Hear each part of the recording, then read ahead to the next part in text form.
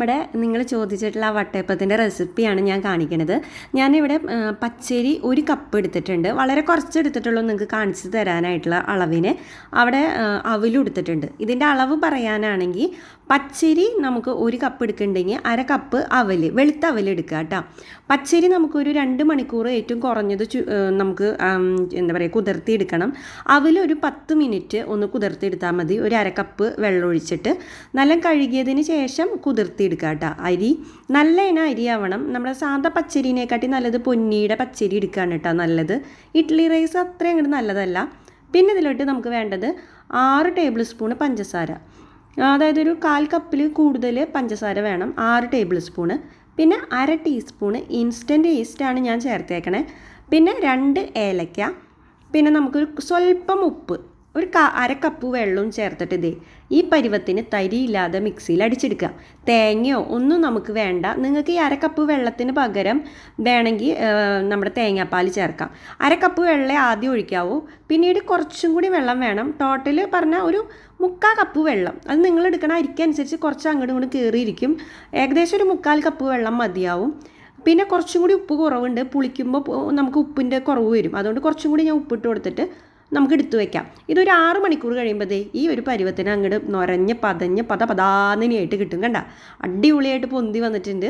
ഞാൻ കഴിഞ്ഞ വീഡിയോയിൽ കാണിച്ചപ്പോൾ 2 കപ്പ് മാവിനുള്ളതാണ് കാണിച്ചിട്ടുണ്ടായിരുന്നത്. ഇത് 1 കപ്പിൻ്റെയാണ് കേട്ടോ. നോക്കിയേ, നല്ല പതാന്നനെ വന്നിട്ടുണ്ട്. ഈ പത കണ്ടു കഴിഞ്ഞാൽ നമുക്കറിയാം അപ്പം നന്നാവോ ഇല്ലേ എന്നുള്ളത്. ആ പുളിച്ചത് കണ്ടു കഴിഞ്ഞാൽ ഇതിങ്ങനെ ഒഴിക്കുമ്പോൾ പുതുന്നനെ വീഴും നമ്മുടെ കയ്യിലോണ്ട് ഇങ്ങനെ കോരി ഒഴിക്കുമ്പോൾ.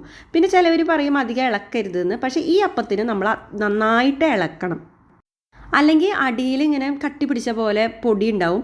അപ്പോൾ അതുകൊണ്ട് നിങ്ങൾ നല്ലോണം മിക്സ് ചെയ്ത് കൊടുക്കുക കേട്ടോ. കയ്യിൽ അതിലിട്ടിട്ട് ഇതേ കൂട്ട് നല്ലോണം ഇളക്കി കൊടുക്കുക. എന്നിട്ട് ആവിയിൽ വെച്ച് വേവിക്കുക. ഇത് പിന്നെ എല്ലാവർക്കും അറിയണതല്ലേ. ഞാൻ ഇഡ്ഡലി ചെമ്പിൽ നമ്മുടെ ഇടിക്കുഴയില്ലേ, അത് കൗത്തിയിട്ടിട്ട് അതിൻ്റെ മുകളിൽ നമ്മുടെ ഇത് വെച്ച് കൊടുക്കും, കിണ്ണം. എണ്ണ തടവിയിട്ട് കിണ്ണം വെച്ച് കൊടുക്കും. ഇങ്ങനെയാണ് ഞാൻ ചെയ്യാറ് കേട്ടോ. ഇതിലേക്ക് വേറെ പാത്രങ്ങളൊന്നുമില്ല എൻ്റെ കയ്യിൽ. അപ്പം ഞാൻ ഇങ്ങനെയാണ് ചെയ്യാറ്. ഈ ഒരു അളവിൽ നമുക്ക് 2 വട്ടയപ്പം തയ്യാറാക്കി എടുക്കാൻ പറ്റും. നല്ല കട്ടിയുള്ള വട്ടയപ്പം വേണം, നല്ല ഹൈറ്റിൽ എന്ന് വെച്ചാൽ ഒരു വട്ടയപ്പമാണ് ശരിക്കും കിട്ടുള്ളൂ. ബാക്കി കുറച്ച് മാവ് ബാക്കിയായിട്ട് വരും. അപ്പോൾ അധികം കട്ടിയില്ലാതെ ഒരു മീഡിയം തിക്നെസ്സിൽ ഉണ്ടാക്കുകയാണെങ്കിൽ 2 എണ്ണത്തിനുള്ള മാവാണ് നമുക്ക് 1 കപ്പ് പച്ചരിയിൽ നിന്ന് കിട്ടുക. നല്ല ടേസ്റ്റാണ് കഴിക്കാനായിട്ടും ഒക്കെ. ഇതിൻ്റെ ഒരു പ്രത്യേകത, കുറേ പേര് ചോദിച്ചു നാളെ ഞാൻ ആ റെസിപ്പി ഇട്ടപ്പോൾ തേങ്ങ വേണ്ടേന്ന്. നമുക്ക് തേങ്ങയൊന്നും വേണ്ട. തേങ്ങ വേണ്ടവർക്ക് ഇതിൽ എക്സ്ട്രാ ചേർക്കാം. ഇനി ഒരു 15 മിനിറ്റാണ് എൻ്റെ സമയം. ഞാൻ എപ്പോഴും ടൈം നോക്കാറുണ്ട്. 15 മിനിറ്റ് വേവിച്ചെടുക്കുമ്പോൾ കണ്ട അതിൻ്റെ മുകൾ വശം നോക്കിയാൽ ഇങ്ങനെ മഴത്തുള്ളി പോലെ എന്താ പറയുക, ഇതിൻ്റെ ഒരു പ്രത്യേക തരമായിട്ട് നല്ല ഗ്ലേസിങ് ആയിട്ട് കാണാനില്ലേ. അതാണ് അതിൻ്റെ സോഫ്റ്റ്നെസ്. അത് കാണുമ്പോൾ നിങ്ങൾക്ക് മനസ്സിലാവുമെന്ന് ഞാൻ വിചാരിക്കുന്നു. എത്ര ദിവസം, ഒരു 2 ദിവസം വരെയൊക്കെ നിങ്ങൾക്ക് നല്ല സോഫ്റ്റായിട്ട് ഫ്രിഡ്ജിൽ വെച്ചാലും പിറ്റത്തെ ദിവസം എടുത്തിട്ട് ആവിയിൽ വെച്ചാൽ മതി. നല്ല പൊതുന്ന് തന്നെ നല്ല പഞ്ഞുകുട്ടി പോലെ കിട്ടും. നോക്കിയേ എന്ത് സോഫ്റ്റാണെന്ന് അറിയോ. ഇത് കഴിക്കാൻ നമുക്ക് എത്ര കഴിച്ചാലും മട്ടില്ല. മറ്റേത് വട്ടയപ്പൊക്കെ ഒരു 2-3 പീസ് കഴിച്ചാൽ മട്ടൂലോ.